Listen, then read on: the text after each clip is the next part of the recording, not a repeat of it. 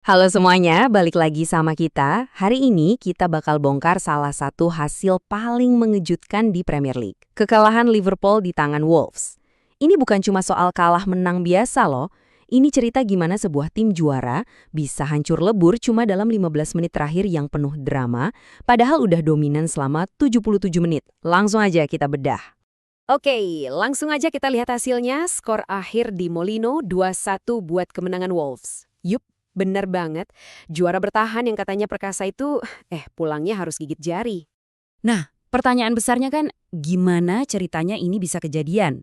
Kok bisa tim yang dominan banget gitu, tumbang secara dramatis di menit-menit akhir? Yuk kita bongkar bareng-bareng.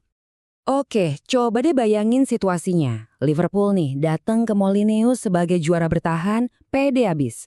Mereka kuasain bola, mereka neken terus, tapi yang mereka hadapin ternyata bukan lawan yang gampang nyerah gitu aja. Nah, di sini nih ceritanya jadi makin seru. Selama hampir 80 menit, fokus utama tuh bukan soal serangan Liverpool yang tajamnya kayak gimana, tapi soal tembok pertahanan super kokoh yang dibangun sama Wolves.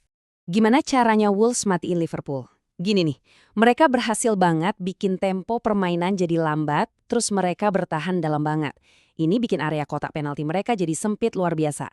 Hasilnya, hampir nggak ada peluang bersih buat Liverpool. Duel-duelnya jadi lebih banyak kejadian di lini tengah. Bikin frustrasi kan? Puncak frustrasinya Liverpool tuh kelihatan banget di menit ke-35. Si Dominic Szoboszlai, saking susahnya nembus, dia sampai nyoba nendang dari jauh banget. Itu tuh udah kayak tanda putus asa, sinyal kalau strategi utama mereka benar-benar mentok.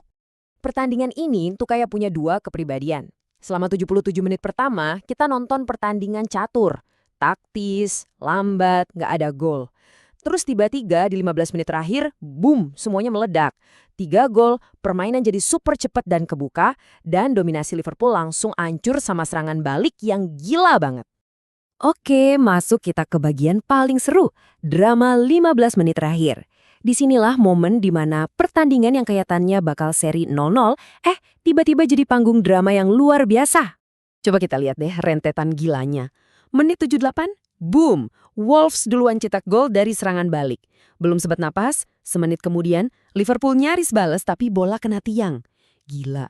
Terus menit 83, Salah akhirnya bisa nyamain skor. Udah mikir bakal seri kan? Di injury time, Wolves malah nyuri gol kemenangan. Bener-bener gokil.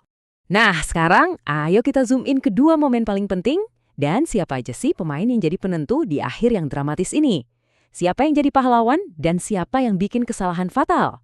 Dan ini nih poin kuncinya. Golnya Liverpool itu bukan hasil dari skema serangan yang keren loh.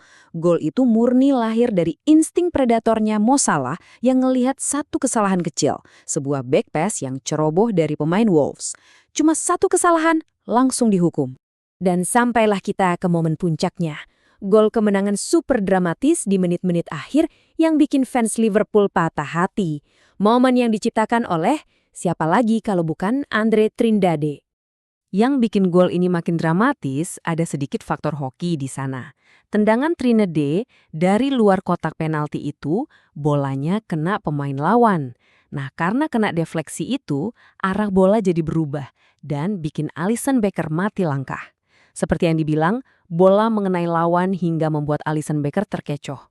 Sentuhan keberuntungan itulah yang jadi pembeda di akhir laga. Jadi, kesimpulannya apa nih dari hasil yang mengejutkan ini? Well, ini bukan sekedar kalah menang biasa, ini semacam pernyataan. Jadi intinya gini, selama 77 menit Liverpool emang dominan, tapi sama sekali nggak efektif. Terus di 15 menit terakhir, kelemahan mereka kebuka semua. Kena serangan balik cepat, plus sedikit sial.